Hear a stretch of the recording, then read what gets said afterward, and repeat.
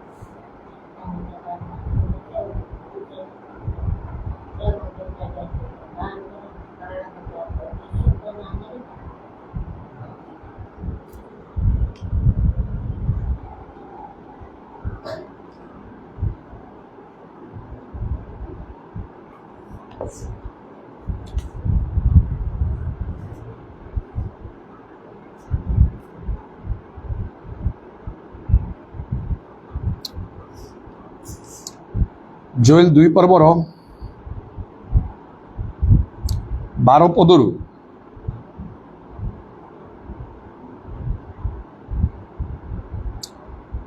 18 ପଦ ପର୍ଯ୍ୟନ୍ତ ମୁଁ ପଢୁଛି। ତଥାପି ସଦାପ୍ରଭୁ କହନ୍ତି, ଏବେ ହେଁ ତୁମ୍ଭେମାନେ ଉପବାସ ରୋଦନ ଓ ବିଳାପ କରି ଆପଣମାନଙ୍କର ସର୍ବାନ୍ତକରଣ ସହିତ ଆମ୍ଭ ନିକଟକୁ ଫେରି ଆସ। ପୁଣି ଆପଣ ଆପଣା ବସ୍ତ୍ର ନ ଚିରି ଅନ୍ତଃକରଣ ଚିର ଓ ସଦାପ୍ରଭୁ ଆମ୍ଭମାନଙ୍କର ପରମେଶ୍ୱରଙ୍କ ନିକଟକୁ ଫେରି ଆସ। କାରଣ ସେ କୃପାମୟ ଓ ସ୍ନେହଶୀଳ, କ୍ରୋଧରେ ଧୀର ଓ ଦୟାରେ ପରିପୂର୍ଣ୍ଣ, आउ से अमंगल करने विषय क्षांत हुंती के जानी से फेरी दुखित हेबे वो अपना पश्चात आशीर्वाद अर्थात सदाप्रभु तुम्भमानंकर परमेश्वर उद्देश्य भक्ष्य नैवेद्य और पेय नैवेद्य रखिजे सियोन रे तुरी बजाओ वो पवित्र उपवास निरूपण कर महासभा आह्वान कर लोक मान को एकत्र कर पवित्र समाज निरूपण कर प्राचीन मान को संग्रह कर बालक बालिका मान को दुग्ध पोष्य शिशु मान को एकत्र कर बर अपना शयन गृह कन्या अपना अंतपुर बाहर हो बरंडा और बेदीर मध्य स्थान रे सदाप्रभुंकर परिचारक जाजक माने रोदन करंतु आउ से माने कहंतु हे सदाप्रभु अपना लोक मान को दया कर और अन्य देश माने जेपरि समान को ऊपर शासन न करिवे एथिपाई अपना अधिकार को निंदित हवा को दियो नाही समानकर परमेश्वर कहंती यह से माने नाना गोष्ठी मध्य कहीं कहिबे सेतबेले सदाप्रभु अपना देशर पाई उद्योगी हेले व अपना लोक मान को प्रति दया कले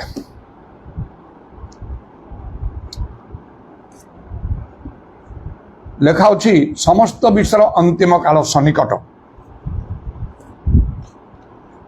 अतएव सुबुद्धि और पुणी प्रार्थना करिवा पाई सचेतन थाओ प्रथम पितर 4 पर्वर 7 पदरे यही कथा लेखा अछि मात्र समस्त विश्व अंतिम काल सन्निकट अतएव सुबुद्धि और पुणी प्रार्थना करिवा पाई सचेतन थाओ गोटे प्रकृत एक भयंकर समय मध्य दी समस्त मानव समाज आउ गति करुछि वर्तमान चारिआडे आमे देखिले आउ अशांति अस्थिरतार परिस्थिति केवल देखा जाउछि देश देश मध्य युद्ध चलुछि तद्वारा अनेक आउ क्षय क्षति आउ मृत्यु मध्य घटुछि एवं आउ प्रकृतिर मध्य आउ तार कराल रूप देखा मिलूँ प्राकृतिक विपर्य भूमिकंप बन्या बात्या वर्तमान समय तो आउ से बात्यार आउ से प्रचंड रूप मध्य आम समस्ते देखिपुचु किपरि भाव से बन्यार आउ से बन्यार प्रचंड रूप उग्र रूप देखा मिलूँ केमिति भाव आउ ताहा सबू ध्वंस सृष्टि करी चली आम देश में बर्तमान विशेष भाव में आसाम रे जो भयंकर बन्या परिस्थिति लक्ष लक्ष लोक माने सेमानकर अवस्था अत्यधिक शोचनीय हजार हजार लोकंकर मृत्यु सब आखि सामने देखा मिलूँ वीडियो गुड़िक आउ केमिति से आउ बन्या जल सब प्रवाहित हो आउ सब घर गुड़ाक आउ सब तले पकई देकी आउ भसई सब नहीं जाउची लोक माने ता ऊपर अछंती सब भासी जाउछंती उद्धार कौन सी उपाय नहीं एपरि भयंकर परिस्थिति अवस्था सृष्टि होइछि केवल सेठी नहीं अन्यान्य अनेक स्थान रे मध्य केही जेपरि रक्षा पाई पारु नाहंती बड़ बड़ सहर गुड़ाक मध्य आमानकर राज्य रे सुधा आउ न्यूज रे मध्य कहा जाउछि वर्तमान आउ से हीराकुदर नदीबंध आउ सेठी मध्य बन्या जल एपरि भाव में आउ से पूर्ण हो गलानी आउ से ताहा धारण करि पारु नाही आस्ते आस्ते सब गेट सब गुड़ाक खोला ही जाउछि लोक मानकु जणै दिया होछि तळिया लोक मानकु सतर्क रहिबा पई तेणु पुणी आउरी मध्य वर्षा लगी रहियो बोली कि आउरी सब न्यूज रे प्रकाश पाउछि जदि एपरि हुए ताहले आउ किछि दिन कौन अवस्था हम एपरि केते वर्ष पूर्वे मु प्रभुंकर सभा कार्य जाइथिली सब मंडल बुली बुली कार्य करुथिली गजपतिर मोहना अंचल रे आउ प्रभु मते स्वप्न दर्शन रे कथा कही शीघ्र कटक आसिया पई आउ मते आदेश कले आउ चली आसिली आउ देखिली कटक आउ दुईटी नदी महानदी आउ काठजोड़ी रे बन्या परिस्थिति बड़ गंभीर अच्छी आ लोकों मध्य भय आतंक सृष्टि होती एमिति अवस्था समस्ते लोक माने अस्थिर होचंदी अधीर होचंदी से प्रभु मो सहित कथा कहले ए नगर को रक्षा कर तुमको से ए शहर को रक्षा कर तुमको अणाला से स्वप्न दर्शन रे कथा कही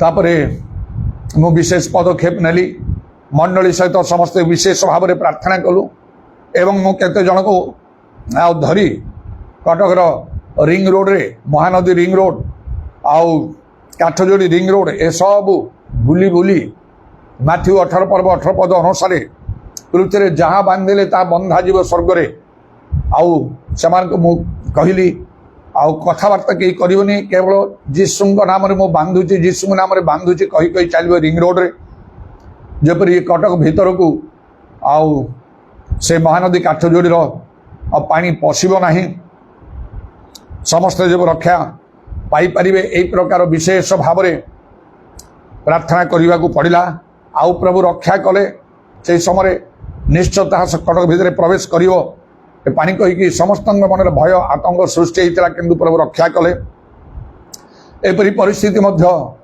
हुत सृष्टि हो पारे तेणु वर्तमान जदि आम जगतर अवस्था देखा ताहा प्रकृत भयंकर जेपर लिखाई तिमोथी पुस्तक रे यह जानी थाउ जे शेष काल रे भीषण समय उपस्थित हब वर्तमान हेले हेई पारे हेई तो विभिन्न स्थान रे जेपरि आसाम रे आउ सबुर अंतिम काल सन्निकट कही नचेत आगक मध्य हब निश्चय एटा तो घटिव कारण प्रभुंकर क्रोध कोप ढला होची मनुष्य मानकर समस्त अधर्म दुर्नीति अन्याय पाप विरुद्ध रे आउ प्रभु तांगर विचार आउ से प्रकाश करुछंदी एटा तो हब निश्चय मात्र यही समय प्रभु लोक मानकर कर्तव्य कौन आमान को कौन करने को हब से लिखाला से प्रथम विदर 4 पर्व 7 पदरे मात्र समस्त विषय अंतिम काल सन्निकट अथवा सुबुद्धि हो प्रार्थना करने सचेतन था एवं गोटे समय आसी जो समय आम को प्रार्थना रे विशेष भाव में सचेतन जागृत हवा को हब ताहा मध्य एई जोएल पुस्तक रे अब पढ़ी 2 पर्वर 12 रु 18 पद मध्य आउ से लिखा किपरि भाव में उपवास कर रोदन कर विलाप कर एवं सर्वांतकण से तो प्रभु निकट को फेरी आस पुणी आईपरी भाव में पुणी लिखा आपण आपण वस्त्र न चिरी अंतकण चिर सदा प्रभु आम मान परमेश्वर निकट को फेरी आस कारण से कृपामय ओ स्नेहशील क्रोधरे धीर ओ दया परिपूर्ण आउ से अमंगल करने विषय क्षांत होती किंतु प्रभु निकट को सेपरी भाव में आम आसिले सीना हम आ वस्त्र न चिरी अंतकण चिरिले सीना हम उपवास कल सीना हम रोदन विलाप कले सीना हम आहरी कौन लिखा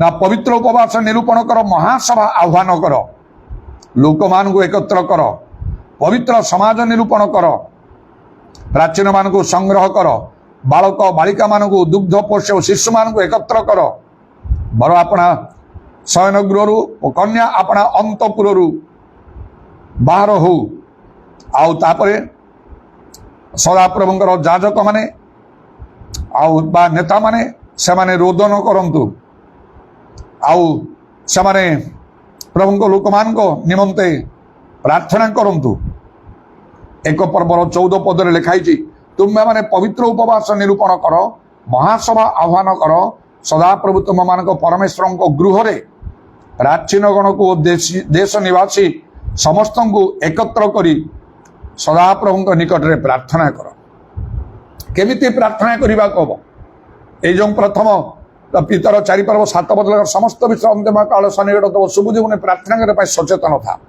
केमिति प्रार्थना करने को हम ये आम देखुचु जे समस्त को प्रभु को गृह रे एकत्र हवा को हम एपरी ଭୟଙ୍କର ସମୟରେ ଶେଷ ସମୟରେ ପ୍ରଭୁଙ୍କର କ୍ରୋଧ କୋପ ଢଳା ଯାଉଥିବା ସମୟରେ ଦେଶ ରାଜ୍ୟ ସହର ନଗର ଗ୍ରାମ ସବୁ ଆଉ ଧ୍ୱଂସ ପାଉଥିବା ସମୟରେ ବିନଷ୍ଟ ହେଉଥିବା ସମୟରେ ପ୍ରଭୁଙ୍କର ଲୋକମାନଙ୍କୁ ସମସ୍ତଙ୍କୁ ଏକତ୍ର ହେବାକୁ ହେବ ପ୍ରଭୁଙ୍କର ଗୃହରେ।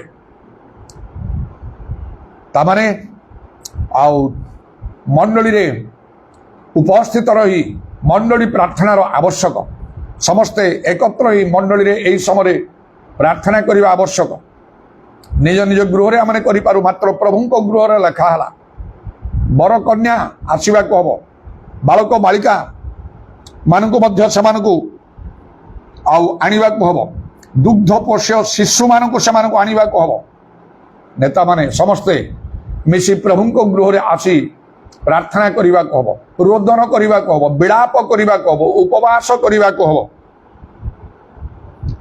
ତାହେଲେ ପ୍ରଭୁ ଯେ କି ଆଉ ସେ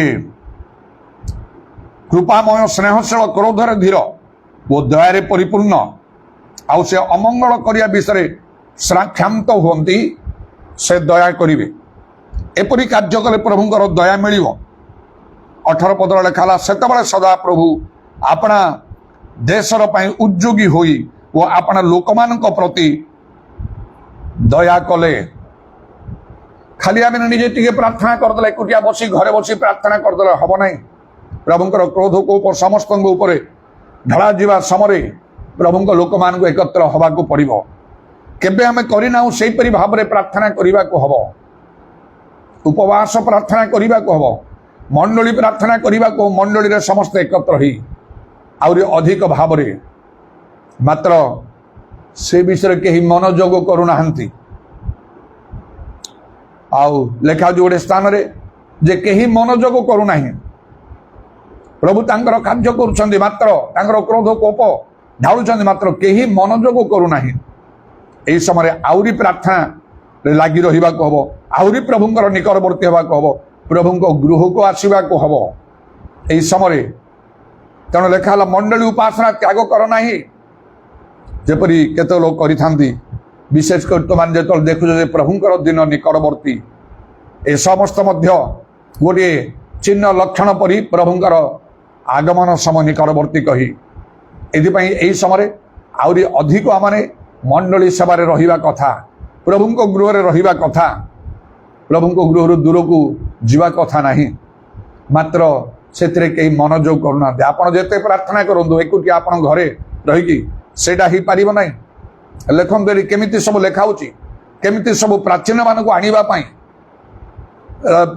ଛୋଟ ଶିଶୁମାନଙ୍କୁ ସବୁ ଏକତ୍ର କରିବା ପାଇଁ ଆଉ ପବିତ୍ର ଉପବାସ ନିରୂପଣ କରି ପ୍ରଭୁଙ୍କ ଗୃହକୁ ଆସିବା ପାଇଁ, ରୋଦନ କରିବା ପାଇଁ, ବିଳାପ କରିବା ପାଇଁ, ଉପବାସ କରିବା ପାଇଁ ତାହା କୁହାଯାଉଛି। ସେତେବେଳେ ଯାଇ ପ୍ରଭୁ ଦୟା ପ୍ରକାଶ କରିବେ। ତେଣୁ ପ୍ରଭୁଙ୍କ ଲୋକମାନଙ୍କୁ ଏହି ସମୟରେ, ଏହି ଦିନମାନଙ୍କରେ, ଶେଷ ସମୟରେ ଯେଉଁ ପ୍ରାର୍ଥନା ଦରକାର, ଏଟା ମିଳିତ ପ୍ରାର୍ଥନା ହେବାକୁ ପଡ଼ିବ, ମଣ୍ଡଳୀର ପ୍ରାର୍ଥନା ହେବାକୁ ପଡ଼ିବ।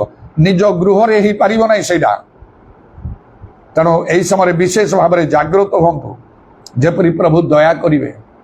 ଏବଂ ମଣ୍ଡଳୀରେ ମଧ୍ୟ ଗୋଟିଏ ଅଭ୍ୟାସଗତ ଭାବରେ ନୁହେଁ, ସିରିୟସଲି ପ୍ରାର୍ଥନା କରିବାକୁ ହେବ। ରୋଦନ ବିଳାପ କରି, ବସ୍ତ୍ରଣ ଚିରି, ଅନ୍ତଃକରଣ ଚିରି, ସର୍ବାନ୍ତକଣରେ ପ୍ରଭୁଙ୍କ ନିକଟକୁ ଫେରି ଆସି ତାଙ୍କ ନିକଟରେ ପ୍ରାର୍ଥନା କରିବାକୁ ପଡ଼ିବ ଉପବାସର ସହିତ। ଉପବାସ ଦରକାର, ଉପବାସ ପ୍ରାର୍ଥନା ଦରକାର, ମଣ୍ଡଳୀଗତ ପ୍ରାର୍ଥନା ଦରକାର, ଆଉ ବିଶେଷ ଭାବରେ ପବିତ୍ର ଆତ୍ମାରେ ପ୍ରାର୍ଥନା ଦରକାର। ଏଇ ଯେଉଁ ରୋଦନ ବିଳାପର କଥା ସବୁ ଲେଖା ହେଇଛି, ପ୍ରଭୁଙ୍କ ନିକଟ କରି ପ୍ରାର୍ଥନା କରିବା ପାଇଁ ତାହା ଭଲ ଭାବରେ ପବିତ୍ର ଆତ୍ମାଙ୍କ ଦ୍ୱାରା ତାହା କରାଯାଇପାରିବ।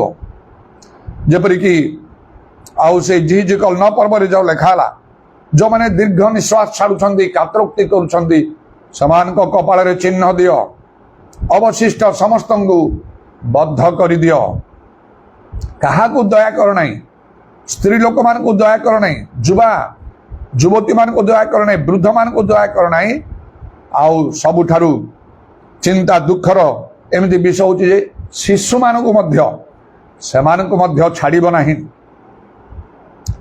ତେଣୁ ଏପରି ପ୍ରଭୁଙ୍କର ଆଉ ବିଚାର ସବୁ ହଠାତ୍ରେ ଗତକାଲି ଯେତେବେଳେ ମୁଁ गोटे वीडियो पाइली गोटे पिला केमती से मोबाइल देखुला मोबाइल ब्लास्ट कर जिबारु आउ तार मुह आउ किछि नाही किछि मुह जना पड़ना जमिति गोटे पशु हिंस्रक पशु बाघ भालू की सिंह ताको विदीर्ण करी खाइछि सेमिति सेटा पुणी आमर गजपति जिले में मोहना निकट में आलीगंडा कहीकि गोटे बड़ ख्रीस्टियान जामटा से अंचल आउ हजार पर आउ से घर थिबो मु निजे आउ से मोर एमई स्कूल पढ़िबा समय क्लास 6 क्लास 7 आउ से आलीगंडा मिशन रे हॉस्टल रही मु पढ़ुली सेठिकार से घटना कहीकि मते आउ से वीडियोटा देखी हो नहीं से वीडियोटा आउ केमिति सेडा आउ से पिलाटा ताको देखुथाय सेडा फाटी जाइछि आउ तापरे तार मुह आउ किछि भी नाही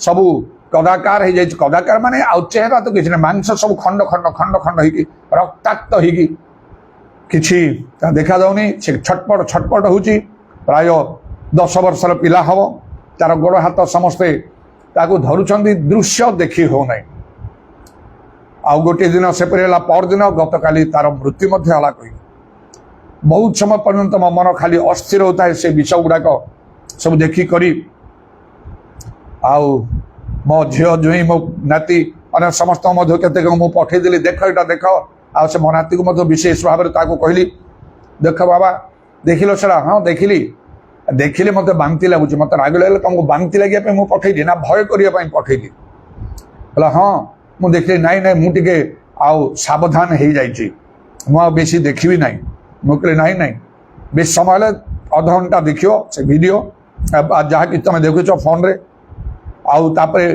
बंद कर दियो केते समय परे आ देखले देखियो अध घंटा खंडे फोन गरम हला बेले ताकू जमा छुईब ना केते कथा गुड़ा सब कहता है तबे किए जानी थिला सही प्रकार हब कहीकि सेमिति भावरे पिलामानंक प्रति मध्य दया करा माने निर्दय भावरे प्रभुंकर क्रोध दंड विचार प्रकाश पाउछि वर्तमान चलीछि से आगामी दिन मानकर मध्य ता भयंकर आउ ताहा ही जीव प्रभुंकर वाक्य अन्यथा हब ना एथिपाई प्रभुंक लोक मानकर गोटे कर्तव्य अछि प्रार्थना करने को नॉर्मल प्रार्थना कले हब ना सेटा निजे एकुटिया कले हब ना निजे घरे रही कले हब ना सेटा प्रभुंकर गृह को आसी प्रार्थना करने कहला सब संग्रह कर समान पवित्र उपवास निरूपण कर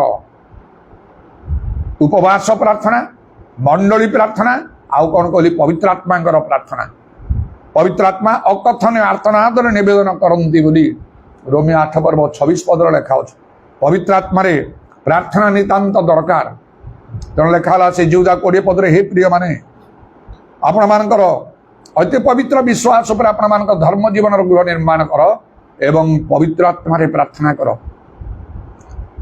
सर्व प्रकार प्रार्थना निवेदन सदात्मा साहाय्य कर से झिझ कन्ना पर्वर 1 ରୁ 5 6 पद पर्यंत देखिले आउ सेठी जेपरी भाव में से प्रार्थना करुछंती से रेखा होची से दीर्घ निश्वास छाड़ुछंती कात्रोक्ति करुछंती सेही परि भाव में प्रार्थना करने को हबो उच्च स्वर करी रोदन विलापर सहित आउ प्रार्थना करने को हबो न पर्व 1 ରୁ 6 पद मध्य जहाँ लेखाला बद्धकर समस्त को मात्र आदेश दियाला जो मानकर कपाल चिन्ह अच्छी से पाखक जीव ना से चिन्ह पवित्रात्मा चिन्ह पवित्रात्मा पाइबा आवश्यक आम निश्चित द्वारा उद्धार पाई पारिया तार गोटे ग्यारंटी मिली अच्छी एफिस 4 पर्व 30 पदर लेखाला आउ पवित्रात्मा द्वारा मुक्ति दिवस मुद्रांकित करिछंती तेणु अभ्यासगत पारंपरिक प्रार्थना गिरजा प्रार्थना सेवा कार्य ए सब को छाड़देवा को हम पूरा बदली जावाक हम जपरी बाइबल कहे सेपरी यही समय शेष समय पहुंची यदि वाक्य को सफल न करेंगे आपण कौन प्रकार रक्षा पाई पारे ना कौन लोक ना जार कपाल चिन्ह अच्छी ताकू छाड़ दियो से कपाल चिन्ह अच्छी जो मैंने दीर्घ निश्वास कातरोक्ति कहते रोदन विलाप उच्च स्वर कर आत्मा उत्तप्त हुई उत्तेजित हे प्रार्थना दरकार ପୁଣି ମଣ୍ଡଳୀ ପ୍ରାର୍ଥନା ଦରକାର ସମସ୍ତେ ଏକତ୍ର ହୋଇ ଏବଂ ଉପବାସର ସହିତ ପ୍ରାର୍ଥନା ଦରକାର। ରୋଦନ ବିଳାପ କରି ଅଶ୍ରୁପାତ କରି ପ୍ରଭୁ ଯୀଶୁ ନିଜେ ପ୍ରବଳ ଆର୍ତ୍ତନାଦ ଅଶ୍ରୁ ସହକାରେ ପ୍ରାର୍ଥନା କରିଥିଲେ। ସେପରି ନହେଲେ ଆମେ ରକ୍ଷା ପାଇପାରିବା ନାହିଁ। ତେଣୁ ପ୍ରଭୁଙ୍କ ଲୋକମାନଙ୍କର ଗୋଟିଏ କର୍ତ୍ତବ୍ୟ ଅଛି ଏହି ସମୟରେ ଦେଶ ପାଇଁ ରାଜ୍ୟ ପାଇଁ ପ୍ରଭୁଙ୍କ ଲୋକମାନଙ୍କ ନିମନ୍ତେ ପ୍ରଭୁଙ୍କର କ୍ରୋଧ କୋପରୁ ରକ୍ଷା ପାଇବା ପାଇଁ ଯେଉଁମାନଙ୍କର ଚକ୍ଷୁ ଖୋଲା ହେଇଛି, ଯେଉଁମାନେ ସତ୍ୟ ଜାଣିଛନ୍ତି, ସେମାନେ ସେମାନଙ୍କର କର୍ତ୍ତବ୍ୟ କରିବା ଆବଶ୍ୟକ। ସେଦିନ ମଧ୍ୟ ମିଶର ଦେଶରେ ଯେତେବେଳେ ପ୍ରଥମ ଜାତମାନଙ୍କ ସଂହାର କରାହେଲା, ଯେଉଁଠି ରକ୍ତର ଚିହ୍ନ ଅଛି ଛାଡ଼ି ଦିଆହେଲା, ଆଉ ବାକି ସମସ୍ତଙ୍କ ଗୃହରେ ପ୍ରବେଶ କରି ସେ ସଂହାରକ ଦୂତ ପ୍ରଥମ ଜାତମାନଙ୍କୁ ସଂହାର କରିବାକୁ ଲାଗିଲେ। ଏବେ ମଧ୍ୟ ସେପରି ସମୟ ପହଞ୍ଚି ଯାଇଛି। ତେଣୁ ଆହୁରି ଅଧିକ ପ୍ରାର୍ଥନାରେ ଜାଗ୍ରତ ହୁଅନ୍ତୁ, ମଣ୍ଡଳୀ ସଭାରେ ଲାଗି ରୁହନ୍ତୁ, ଉପବାସ କରନ୍ତୁ, ରୋଦନ ବିଳାପ କରନ୍ତୁ, ନହେଲେ କୌଣସି ପ୍ରକାର ଆମେ ରକ୍ଷା ପାଇପାରିବା ନାହିଁ। ମାତ୍ର ଯଦି ଆମେ ଆଉ ଯଥାର୍ଥ ରୂପେ ସଚେତନ ଜାଗ୍ରତ ହଉ, ପ୍ରଭୁଙ୍କର ବାକ୍ୟ ଯେପରି ଆଉ କହେ, ଲେଖା ଅଛି ପୂର୍ବରୁ ଗୀତ ସଂହିତା 91 ପର୍ବରେ ଲେଖା ଅଛି, ତୁମର ପାର୍ଶ୍ୱରେ ସହସ୍ର, ତୁମର ଦକ୍ଷିଣ ପାର୍ଶ୍ୱରେ ଅୟୁତ ଲୋକ ପଡ଼ିବେ, ତୁମେ ସ୍ୱଚକ୍ଷୁରେ ଦେଖିବ, ମାତ୍ର ତୁମ ନିକଟକୁ ତାହା ଆସିବ ନାହିଁ। କୌଣସି ମାରି ତୁମ ଗୃହରେ ନିକଟବର୍ତ୍ତୀ ହେବ ନାହିଁ। ପ୍ରଭୁ ତାଙ୍କ ଦୂତମାନଙ୍କୁ ଆଜ୍ଞା ଦେଇଛନ୍ତି ତୁମ ରକ୍ଷା କରିବା ପାଇଁ। ପ୍ରଭୁଙ୍କର ଧନ୍ୟବାଦ ହଉ, ପ୍ରଭୁ କାର୍ଯ୍ୟ କରନ୍ତି। ମୁଁ ସେ ମୋ ଆଉ ସଡ଼ୁ ଭାଇ ଦେବତ ସିଂ ଆଉ ତାଙ୍କର ସେ ଝିଅ ଅଞ୍ଜନା, ତାଙ୍କ ସ୍ୱାମୀ ଯୁଧିଷ୍ଠିର ଭାଇ, ଏମାନଙ୍କ ବିଷୟରେ କହୁଥିଲି କିଛି ଦିନ ହେଲା। ସେମାନେ କେମିତି ମୋତେ ଆଉ ବିଶେଷ ଭାବରେ ଆଉ ମୋତେ ପ୍ରାର୍ଥନା କରିବା ପାଇଁ କହିଛନ୍ତି। ମୁଁ ସେମାନଙ୍କ ସଙ୍ଗେ କରିକି ଚାଲିଛି। ଗୋଟେ ଦାୟିତ୍ୱପୂର୍ଣ୍ଣ ଭାବରେ ସ୍ୱପ୍ନରେ ମଧ୍ୟ ମୋତେ ଦେଖାହେଲା, ମୋ ବାଇକ୍ର ପଛରେ ସେ ଯୁଧିଷ୍ଠିର ଭାଇ ବସିଛନ୍ତି। ସାମ୍ନାରେ ବହୁତ ଜୋରରେ କ୍ଷିପ୍ର ଗତିରେ ସେ ଟ୍ରକ୍ ଗୁଡ଼ାକ ଏମିତି ମାଡ଼ିକି ଆସୁଛି, ଆଉ ସେ ସବୁ ତାର ଉପରେ ଆଉ ସେ ରକେଟ ଗୁଡ଼ାକ ସବୁ ରଖିକି, ମିସାଇଲ ଗୁଡ଼ାକ ସବୁ ରଖିକି, ଆଉ ସେ ଆଉ ପତାସତା ରହିବ ନାହିଁ। ମାତ୍ର ମୁଁ ବଡ଼ ସତର୍କତାର ସହିତ ମୋ ବାଇକ୍ ଚଲାଉଛି, ଆଉ ତାଙ୍କୁ ମୁଁ ସମ୍ପୂର୍ଣ୍ଣ ସୁରକ୍ଷିତ କରୁଛି। ଆଉ ସେମାନଙ୍କୁ ଅନେକ ଗାଇଡ଼ କରି ଉପବାସ କରିବା ପାଇଁ, ମାନତ କରିବା ପାଇଁ, ପ୍ରାର୍ଥନା, ବାଇବେଲ ପଢ଼ିବା, ମଧ୍ୟରାତ୍ରିରେ ପ୍ରାର୍ଥନା, ଆଉ ଏହିପରି ସବୁ ପବିତ୍ର ଆତ୍ମାରେ ପୂର୍ଣ୍ଣ ହୋଇ ପ୍ରାର୍ଥନା କରିବା ପାଇଁ ସବୁ ପ୍ରକାର ମୁଁ ଗାଇଡ଼ କରି ଚାଲିଛି। ଆଉ ସେମାନେ ମଧ୍ୟ କରୁଛନ୍ତି। ବିଭିନ୍ନ ପ୍ରକାର ସ୍ୱପ୍ନ ଦର୍ଶନରେ ପ୍ରଭୁ କଥା ମଧ୍ୟ କହିଲେ, ସେମାନେ କହିଲେ, ମୋତେ ବି କହିଲେ। ଆଉ ତାଙ୍କ ଅବସ୍ଥା ବହୁତ ବହୁତ ଖରାପ ହେଇଗଲା। ଗୋଟିଏ ସମସ୍ୟା ଗଲେ ଆଉ ଗୋଟେ ସମସ୍ୟା, ଗୋଟେ ଗଲେ ଆଉ ଗୋଟେ, ଏମିତି। ତାପରେ ଶେଷରେ ଏପରି ହେଲା, ପ୍ରଥମେ ତାଙ୍କର ସେଇ ଜୁଆଟା ପଡ଼ା ଜଳା ସବୁ ଖାଲି ହବାକୁ ଲାଗେ, ଖାଇପାରିଲେ ନାହିଁ, ପିଇପାରିଲେ ନାହିଁ, କଥା କହିପାରିଲେ ନାହିଁ। ଆଉ ଏପରି ନାନା ପ୍ରକାର ସମସ୍ୟା ଗୁଡ଼ା ଦେଖାଗଲା। ଯେତେବେଳେ ସେମାନେ ଡକ୍ଟରଙ୍କ ପାଖକୁ ଯାଇ ଟେଷ୍ଟ ସବୁ କରିଛନ୍ତି, ସବୁ ଯାକ ରିପୋର୍ଟ ସବୁ ନର୍ମାଲ ଅଛି, କିଛି ତ ନାହିଁ। ଆଉ ଏପରି ଶେଷରେ ଆଉ ଗୋଟେ ସମସ୍ୟା ହେଲା, ଯେତେବେଳେ ଆଖି ବନ୍ଦ କଲା ମାତ୍ରକେ ବିଭିନ୍ନ ପ୍ରକାର ଦୃଶ୍ୟ ଗୁଡ଼ାକ ମୁଁ ଦେଖୁଛି। ଯେଉଁ ମୋମେଣ୍ଟରେ ଶୋଇବା ପାଇଁ ଗଲାବେଳକୁ ସେମିତି କହୁଛି, ଏବେ ଏଇ ମୁଁ ସେ କହିଲେ କହୁଥାନ୍ତି, ଏଇ ମୁଁ ବସିଛି, ଆଖି ବନ୍ଦ କଲେ ଦେଖେ। ମୁଁ କହିଲେ ବନ୍ଦ କରି ଦେଖ, ବନ୍ଦ କଲେ ହଁ ମୁଁ ଦେଖୁଛି, ଏଇ ଦେଖ, ଏସବୁ ବିଷୟ ଗୁଡ଼ାକ ମୁଁ ଦେଖୁଛି। ବୋଲି କିଛି ବ୍ୟସ୍ତ ହବନି, ପ୍ରାର୍ଥନା କରିବା, ନିଶ୍ଚୟ ପ୍ରଭୁ ଉଦ୍ଧାର କରିବେ। ଏଇପରି ପ୍ରାର୍ଥନା ଚାଲିଥାଏ। ଆଉ ବହୁତ ସେମାନେ ବ୍ୟକ୍ତିବ୍ୟସ୍ତ ମଧ୍ୟ ହେଇଯାଉଛନ୍ତି। ମୁଁ ବହୁତ ଇଣ୍ଟରେଷ୍ଟ ନେଲି, ଯେହେତୁ ସେମାନେ ସତ୍ୟ ବାକ୍ୟ ସବୁ ଗ୍ରହଣ କରୁଛନ୍ତି। ବର୍ତ୍ତମାନ ବାଇବେଲ ଲେଖା ହେଉଛି, ପ୍ରଥମ ଲୋକ ଶେଷରେ ପଡ଼ିବେ, ଶେଷରେ ଥିବା ଅନେକ ଲୋକ ପ୍ରଥମ ହେବେ।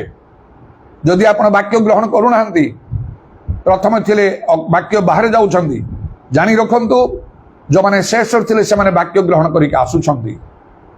ପ୍ରଭୁଙ୍କର କାର୍ଯ୍ୟ କେବେ ବନ୍ଦ ହେବ ନାହିଁ। ଜଣେ ଲୋକ ଚାଲିଗଲେ ସେଇ ଜାଗାରେ ପ୍ରଭୁ ଅନ୍ୟକୁ ଉଠେଇ କାର୍ଯ୍ୟ କରି, ଯେପରି ସାଉଲ ଅଗ୍ରାହୀ କଲେ, ଦାଉଦ ସେଇ ଜାଗାରେ ଉଠିଗଲେ। ସେ ନିମନ୍ତ୍ରିତ ଲୋକମାନେ ଅଯୋଗ୍ୟ ହେବାରୁ ଅଭ୍ୟାଗତ ଲୋକମାନଙ୍କ ଦ୍ୱାରା ସେ ବିବାହ ଗୃହକୁ ପରିପୂର୍ଣ୍ଣ କରାହେଲା। ସେହିପରି ଭାବରେ ପ୍ରଭୁଙ୍କର କାର୍ଯ୍ୟ କେବେ ମଧ୍ୟ ବନ୍ଦ ହେବ ନାହିଁ। ଆଉ ଏହିପରି ହେଲା ପରେ ଗତକାଲି ଆଉ ମୋତେ ସେମାନେ ସକାଳ ସମୟରେ ଗିଜା ସରିଲା ପରେ ବୋଧେ କେତେବେଳେ ଦିନରେ ମୋତେ ଫୋନ୍ କରି କହିଲେ, ଆଉ ମୁଁ କହିଲି କେମିତି ଅଛ, କ'ଣ କୁହ?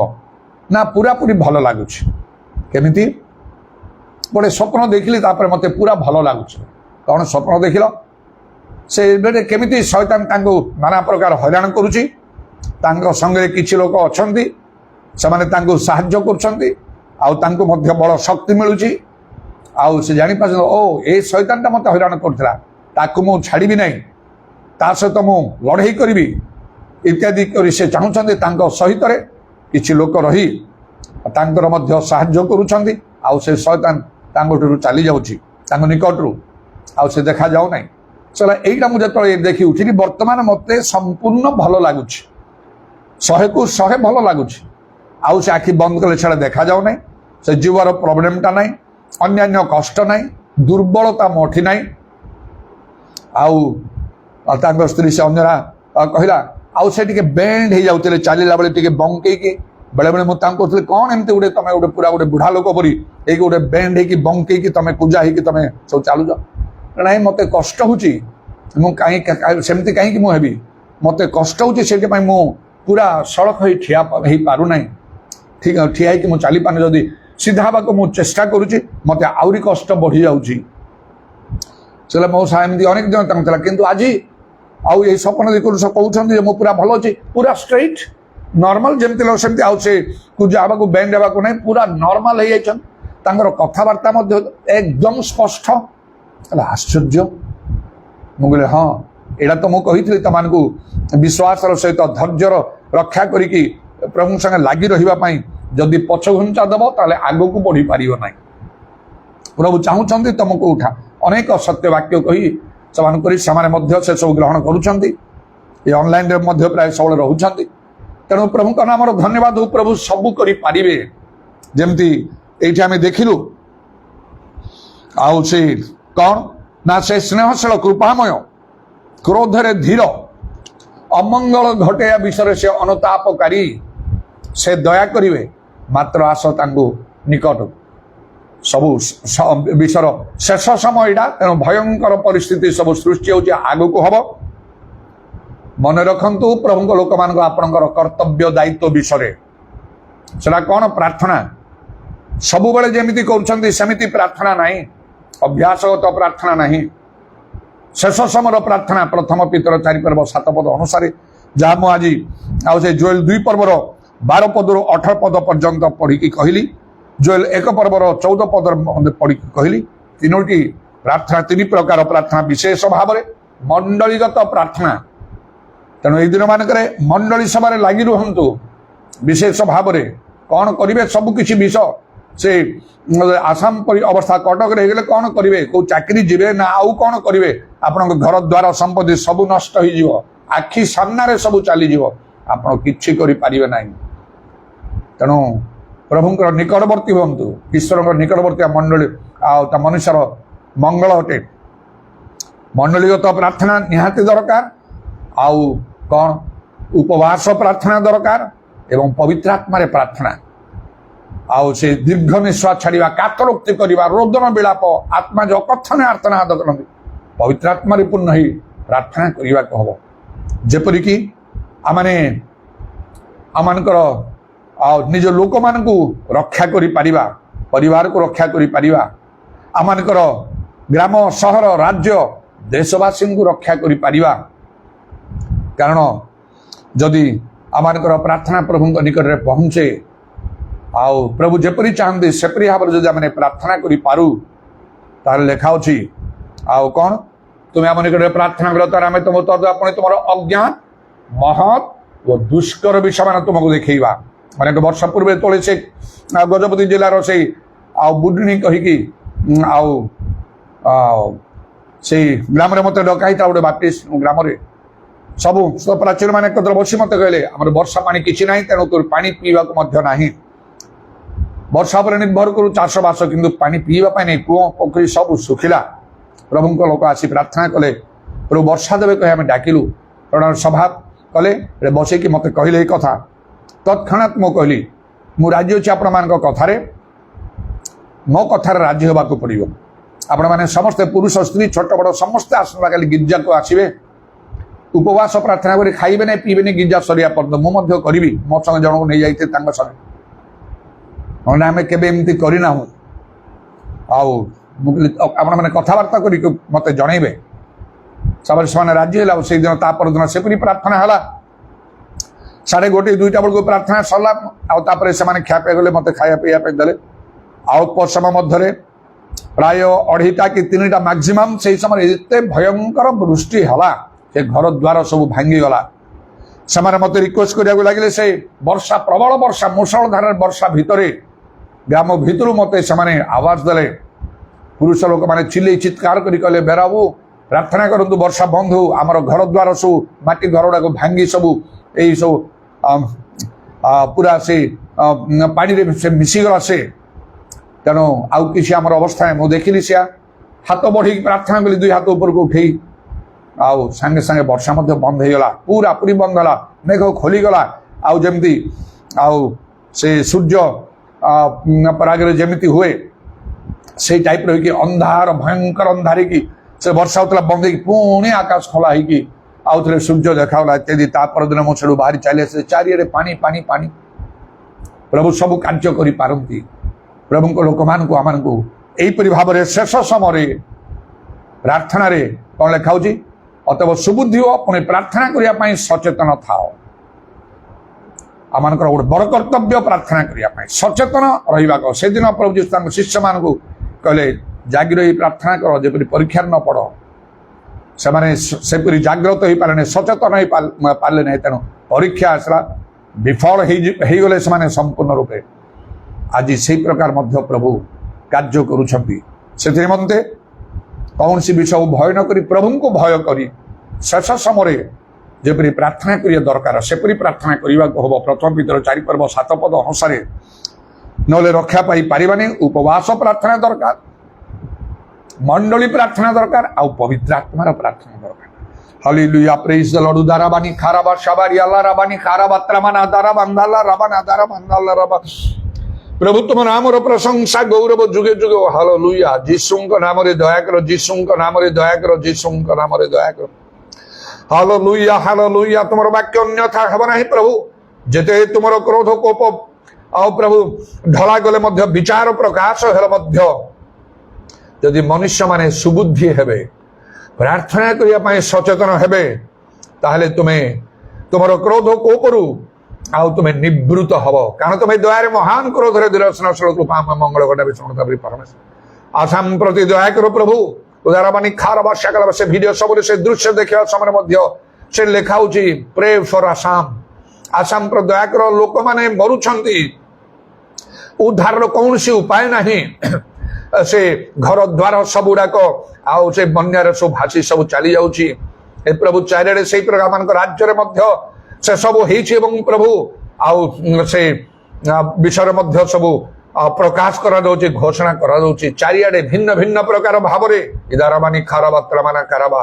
ଏଥିପାଇଁ ତୁମେ ଆମମାନଙ୍କୁ ଦୟା କର, ସଚେତନ ହୋଇ ଜାଗ୍ରତ ହେବା ପାଇଁ ତୁମେ ଅନୁଗ୍ରହ କର। ଉରାବା শাবারি আল্লাহ রাবানি খারাবা ত্রামানা কারাবা। କାରଣ ସର୍ବାନ୍ତକଣରେ ତୁମକୁ ଖୋଜିଲେ ତୁମର ଉଦ୍ଦେଶ୍ୟ ମିଳିବ। ଯତ୍ନରେ ତୁମର ଅନ୍ୱେଷଣ କଲେ ତୁମେ ପୁରସ୍କାର ଦାନ କରିବ। ହାଲେଲୁୟା, ଯୀଶୁଙ୍କ ନାମରେ ଦୟା କର। ନିଜେ ସଚେତନ ଜାଗ୍ରତ ହୋଇ ଅନ୍ୟମାନଙ୍କୁ ମଧ୍ୟ ସଚେତନ ଜାଗ୍ରତ କରିବା ପାଇଁ ଦୟା କର। ଧନ୍ୟବାଦ କରୁଛି ସେ ଯୁଧିଷ୍ଠିର ଭାଇଙ୍କ ପ୍ରତି ତୁମେ ଅନୁଗ୍ରହ କରି ତୁମେ ତାଙ୍କୁ ସମ୍ପୂର୍ଣ୍ଣ ରୂପେ ସୁସ୍ଥ ଦେଲ, ମୁକ୍ତ କଲ। କିଛି ଦିନ ସେମାନେ ବହୁତ କଷ୍ଟ ମଧ୍ୟରେ ଗଲେ, ମାତ୍ର ସେମାନଙ୍କୁ ବୁଝେଇ କହି ତାହା କେବଳ ତୁମ ଗୋଟେ ଅନୁଭୂତି ପ୍ରଭୁ ଦେଲେ, ତୁମ ଧର୍ମ ଜୀବନରେ ଆଗକୁ ବଢିବା ପାଇଁ, ବିଷୟ ଜାଣିବା ପାଇଁ କେମିତି ଏସବୁର ସମ୍ମୁଖୀନ ହେବାକୁ ପଡିବ।